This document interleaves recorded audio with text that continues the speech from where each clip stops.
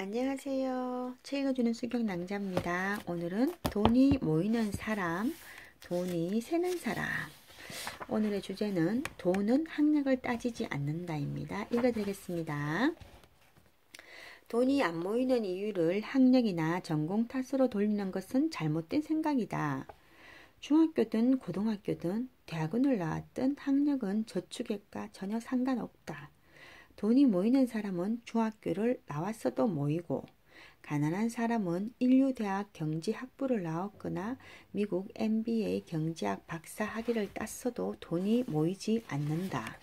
나는 와카야마 현의 농촌에서 살고 있는 23살의 한 어부를 취재하러 간 적이 있다. 그는 중학교를 졸업한 후 수산회사에 취직했는데 연봉 300만 원을 받으며 연간 100만 원 이상을 저축하고 있다. 부인은 상업고등학교를 졸업한 후 회사 격리로 일했기 때문에 가계부 정리도 잘하고 저축 계획도 분명했다. 그의 집 거실에 있는 서재에는 수산업 관련 전문서가 가득했다. 사람들은 학력만 믿고 자신의 직업 분야 공부를 게을리하게 된다. 그런데 이 젊은 어부는 능률을 향상시키기 위해 전문 지식을 배우고 익히는 등 열심히 공부하고 있었다.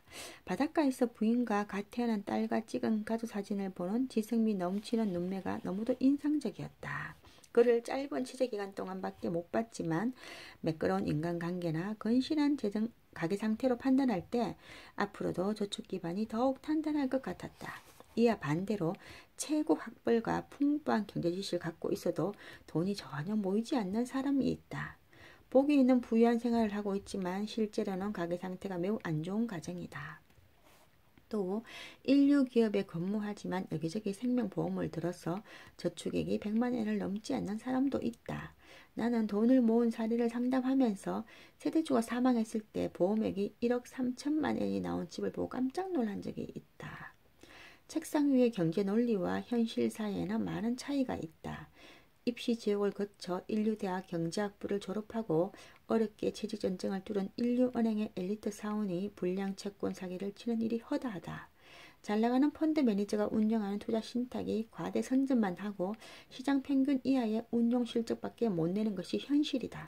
아무리 경제 지식이나 재테크 정보가 많아도 돈이 따라붙는 사람은 될 수 없다. 전문 지식이나 정보만 의지하다 뜻밖의 함정에 빠질 수 있다는 사실을 아는 것이 부자가 되는 첫걸음이다. 전문 지식을 쌓아 프로가 된 사람이 밟은 길을 무시할 수는 없다. 그러나 인생에는 프로가 없다. 돈이 모이는 사람의 길은 인생이라는 전문 분야에 없는 영역이다. 사람이 사는데 프로가 없듯이 돈이 모이는 사람도 프로가 없다. 학력이나 전문 지식이 없어도 충분히 돈이 모이는 사람이 될 수 있다. 오늘 여기까지입니다.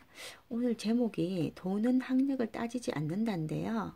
이 제목이 마음에 드는 사람도 있을 것이고 마음에 들지 않는 사람도 있을 것입니다. 학력이 높으신 분들은 이 제목이 마음에 들지 않을 것이고 저처럼 학력이 소소한 사람들은 이 제목이 마음에 들 것입니다. 저는 상당히 마음에 드네요. 비록 돈을 모으지는 못했지만 돈이 학력을 따지지 않으니까 앞으로도 돈을 모을 수 있는 희망을 가져봅니다. 여기 보면은 중학교만 졸업하고도 그죠? 수선에서 취직해서 3분의 1을 저축한다는 거 사실 상당한 일이죠. 보통 보면은 한 최하 봉급액의 10%는 저축한다더라고요. 최하. 근데 사실 우리 보면은 저축을 예를 들어서 뭐 300만 원 봉급을 받으면은 30만 원은 이제 저축해야 되는데 우리가 뭐 보험하고 뭐 이런 거 있잖아요. 뭐 연금이 다 떼고 그냥 저축하는 거 저는 말하는 거거든요. 우리도 보험이 상당히 많이 들어가요. 또 남편이 은행 계통이 있기 때문에 그 회사 자체에서 뭐 실적 이런 것 때문에 드는 것도 많은 것 같더라고요. 그리고 뭐 개인연금도 물론 저축될 수 있겠지만 개인연금을 따지면 사실 뭐 10%는 되겠네요. 우리도 그렇지만 그거 빼고 이제 그러니까 보험 쪽에 있는 거 빼고 이제 10%는 해야 된다 하더라고요. 최하. 근데 제가 짠돌이에 보면은 10%뿐만 아니라 봉급에 많게 하는 사람은 50%까지도 하는 거 봤어요. 그리고 어떤 사람은 정말 70%. 그거는 거의 뭐 사람이 아니죠.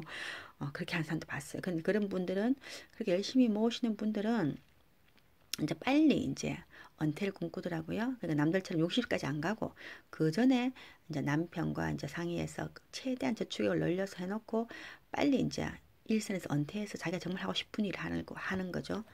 우리 보통 사실 뭐 경제적인 여유만 있으면은 지금 하는 일보다 자기가 정말 하고 싶은 일들 하고 싶잖아요. 저도 마찬가지예요. 아이들 학비나 그죠 생활 뭐 이런 거에 대한 그런 게 다 해결된다면 지금 만약에 내가 더 이상 경제 생활을 하지 않아도 그게 충족이 된다면은 경제 생활 하지 않고 다른 거 하고 싶잖아요. 글 쓰고 여행 다니고 사진 찍고 유튜브 찍고 어, 그죠? 그런 거 하고 싶잖아요. 그러니까 그렇게 하고 싶어서 이제 그렇게 빨리 열심히 하시는 분도 있더라고요. 근데 이제 보통 사람들은 그렇게 못하죠. 못하고 은퇴할 때까지는 이제 계속 이제 경제 활동을 하죠. 보통. 그리고 요즘은 이제 혼자서는 힘드니까 맞벌이는 거의 뭐 필수인 것 같고요. 또 젊은 세대들은 뭐 더더욱이나 뭐 결혼을 늦춰가면서까지 뭐 출산을 미뤄가면서까지 그죠. 힘들죠 사실. 근데 여기 보니까 오늘 제일 마음에 드는 구절이 인생에는 프로가 없다. 돈이 모이는 사람의 길은 인생이라는 전문 분야에 없는 영역이다. 사실 학교에서 우리가 이런 걸 경제관념을 안 가르치잖아요. 저도 아이들에게 다른 건 다 잘했는 것 같은데 이걸 못한 것 같아요. 경제관념. 저는 뭐 해달라는 다 해줬거든요. 그러니까 제가 자라나면서 채우지 못한 부분, 거기에 대한 그러니까 보상 심리랄까? 그런 게 상당히 강해서 그래서 돈이 없으면 빌려서라도 아이들의 욕구를 채워주고 노력했는 것 같아요. 근데 거기에 잘한 게 아니죠, 사실은. 그래서 우리 아이들 둘 다 경제관념이 제가 볼 때는 별로 없는 것 같아요. 보통 애들 보면 용돈 받으면 어떤 애들은 거기서도 뭐 돈을 모아서 뭐 저축도 하고 뭐 이렇게 한다던데 우리 애들은 그런 건 없는 것 같고 돈이 있으면 이제 쓸 생각 못 하는 것 같고 뭐 옷이나 화장품이나 뭐든지 좀 좋은 거 메이크 이런 걸 좀 따지는 것 같아요. 따지는 것 같고 하여튼 알뜰하게 하다기보다는 나중에 돈을 버는 목적도 내가 잘 먹고 잘 살기 위해서 돈을 많이 벌고 싶다면 왜 많이 벌고 싶니 물으면 좀 퀄리티 높은 생활하고 싶어서 좋은 차, 좋은 집, 먹고 싶은 거, 하고 싶은 거 부족없이 하고 싶어서 돈 많이 벌고 싶다 이러는 거 보니까 경제관념이 상당히 없는 것 같아요. 그러니까 제 잘못인 것 같아요. 그러니까 부모가 이런 거 밥상머리에서 사실 교육시켜야 되는데 안 되잖아요. 물론 잘하신 분은 잘하시더라고요. 근데 저는 그걸 못한 것 같고 또 학교에서도 사실 뭐 경제관념 교육 안 시키고 요즘 뭐 대학마다 다 평생 교육은 있어도 이런 경제에 관한 재테크에 대한 이런 거를 잘 안 하는 것 같더라고요. 오히려 뭐 짠돌이 카페나 뭐 텐인텐 이런 카페에서 사실은 오히려 경제 나라에서나 뭐 정부에서나 국가에서 가정에서 지자체에서 학교에서 하지 못하는 경제 교육을 짠돌이나 뭐 짠돌이 카페나 텐인텐 카페 더 잘하는 것 같아요 사실은. 저도 뭐 사실 카페에 오래된 회원이지만 늘 이제 카페에 들어가서 뭐 어떤 성공 이야기, 지나온 후의 이야기, 뭐 신면을 한달 살 이런 거 볼 때는 마음이 막 다잡아져요. 그리고 막 옷깃을 여미면서 이제 다짐을 하죠. 근데 막상 또 돌아서서 마트나 백화점 가면은 그 생각 까마득히 잊어버리고 이제 황홀경에 빠지죠. 어떻게 하면은 돈 쓸까? 그래서 저는 요즘은 제가 좀 많이 뭐라 하죠? 돈이 없으면 불안할 때 있잖아요. 근데 그런 불안도 많이 사라진 것 같고 없으면 안 쓰면 된다. 이런 생각도 있는 것 같고 내가 없으면 야 나 지금 돈 없어가 못 사주겠다. 너가 사라. 이렇게 이제 말할 수도 있는 것 같고 저는 원래 좀 이렇게 오픈하는 거 좋아하거든요. 근데 뭐 돈에 대해서는 별로 오픈을 안 한 것 같아요. 남들이 맨날 야 너가 맞벌이가 부자잖아 이러면 그냥 아니다 이래 하면서도 속으로는 그래 그렇게 생각해 없다고 생각하는 것보다 낫지 이런 생각을 한 것 같아요. 그렇지만 이제 우리가 그나마 그죠 그나마 희망이 있는 거는 뭐 학력과 상관없으니까 그죠 어떤 제가 참 여기 느낀 게 뭐냐 하면은 제가 아시는 분 중에 이제 가게 하시는 분이 있는데 이분은 진짜 겉으로 봐서는 전혀 있잖아요 돈이 없으시게 보이시는 분이에요. 그런데 제가 깜짝 놀란 게 이제 그분이 어느 날 보니까 막 주식하고 막 이런 거 있잖아요. 뭐 그런 걸 막 공부하고 있으시죠. 그래서 제가 주식 하세요. 저는 주식을 사실 한 번도 안 해봤거든요. 한 번 해봤는 것 같다. 아는 사람이 뭘 사라 해갖고 한 번 하고 막 그다음 안 했어요. 사실 저는 주식을 싫어하거든요. 사실 못하죠. 관심도 없고. 근데 이제 그분이 제가 물어봤어요. 그래서 주식 하세요 이라니까. 그럼요. 한지 뭐 아주 오래됐다면서. 난 지금 현찰을 뭐 4억을 주식을 돌리고 있다 이러더라고요. 깜짝 놀랐어요. 그러면서 뭐 아주 뭐 주식과 뭐 그런 것에 대한 관련 용어를 쫙 읊으시는데 저는 거기에 대해서 전혀 이제 문외한이니까 무슨 말인지도 모르겠는 거예요. 그 저는 4억이라는 숫자에도 놀랐지만 주식의 4억 같으면 그냥 그 위험하지 않나니까 분산하죠 하면서 주식만 있는 게 아니고 주식, 상가, 건물, 뭐 땅 다 이렇게 분산도 해놓으시더라고요. 근데 생긴 거 이런 죄송한 이야기인데 생긴 거나 뭐 외모나 뭐 학벌이나 이런 걸로 봐서는 직업으로 봐서는 전혀 있잖아요. 거기에 관한 상관이 없는 분 같은데 그래 그분이 그러더라고. 자기는 17평인가 왜 있잖아요. 공영 아파트라거나 시형 아파트라거나 그런 데서 나오는 걸 살았는데 애들이 클 때까지잖아요.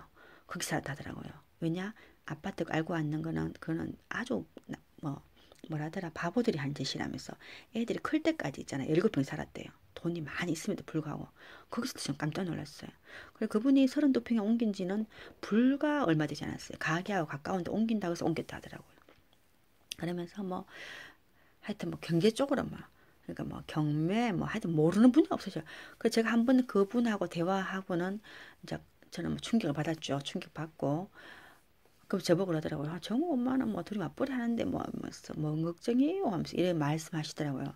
그 속으로 저분 나에 대해서 전혀 모르는구나 이렇게 생각했죠. 그러니까 남들 보기에 이제 맞벌이 한다든가 또 뭐 대기업이라든가 뭐 좋은 직업 있잖아 의사나 뭐 변호사나 뭐 하이칼라나 뭐 대기업이나 뭐 그죠. 하여튼 맞벌이 하시고 뭐 교사나 이런 분들 봤을 때 남들이 봤을 때는 저분들은 문제 없을 것을 생각하시는 분들 있잖아요. 근데 의외로 그런 분들이 문제가 많고요. 그냥 봤을 때 저래버려가 둘이 살겠나 뭐 이런 사람들 있잖아요. 그런 사람들이 오히려 가정이 재정이 탄탄한 경우가 더 많더라고요. 아 진짜 그런 경우 많더라고요. 또 제 아시는 분도 둘이 맞벌이 하는데 사실 두 분이 버는 돈이 뭐 한 달에 400도 안 되는데 둘이 맞벌이 했어 말이에요. 근데 저축액이 상당하더라니까요. 예를 들어서 둘이 이제 맞벌이 부부가 1,000만 원 버는데 저축액이 100만 원이다. 근데 400만 원 버는데 저축액이 200만 원인 사람이 있다는 거죠. 그럼 결국 마지막 승자는 누구겠어요? 맞잖아요. 그러니까 이제 예를 들어서 우리가 300 벌 때 하고 1,000만 원, 300 벌 때는 우리가 1,000만 원 벌면은 이제 내가 해볼 것이다. 그리고 내가 저축을 많이 할 것이 생각하잖아요. 근데 만약에 300 버는 사람이 1,000만 원 벌잖아요. 300 벌 때 저축을 하나도 못했다. 그러면 1,000만 원 벌면은 700만 원 저축해야 되잖아요. 맞잖아요. 300만 썼으니까. 근데 아니에요. 1,000만 원 벌잖아요. 그러면은 또 가게가 그만큼 원이 커지는 거죠. 그래서 300 벌 때 못하던 걸 하는 거죠. 집을 더 옮기고 넓히고 차를 또 더 좋은 거 옮기고 애들 학교를 더 좋은 데 보내고 학원을 더 좋은 데 보내고 외식을 일주일에 한 번 할 걸 두 번 하고 뭐 집안 행사에 돈을 10만 원 낼 걸 100만 원 내고 여행 한 번 갈 거 두세 번 가고 결국은 다 쓴다는 거죠.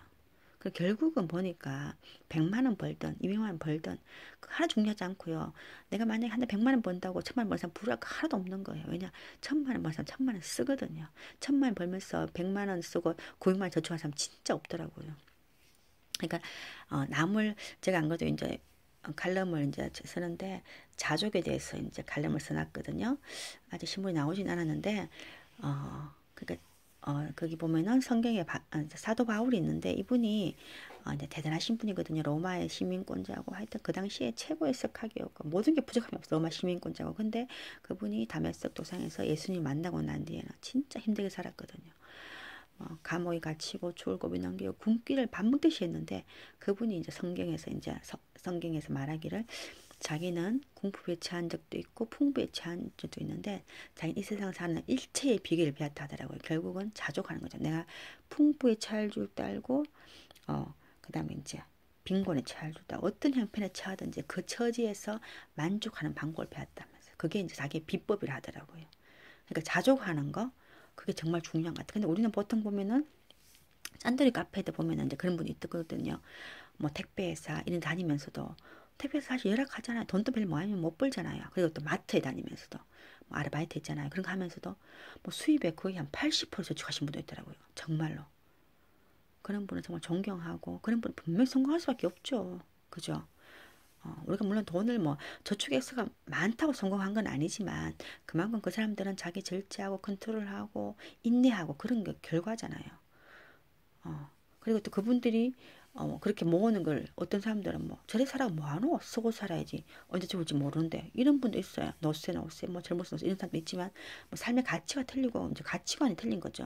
그러니까 누가 옳다 그러다는 말할 수 없지만 우리가 노년 빈곤 노후 빈곤 이거 많잖아 사실요. 그리고 우리나라 사람들이 어떤 인생 이막에 대한 준비를 거의 한 80, 90%가 안 한대요.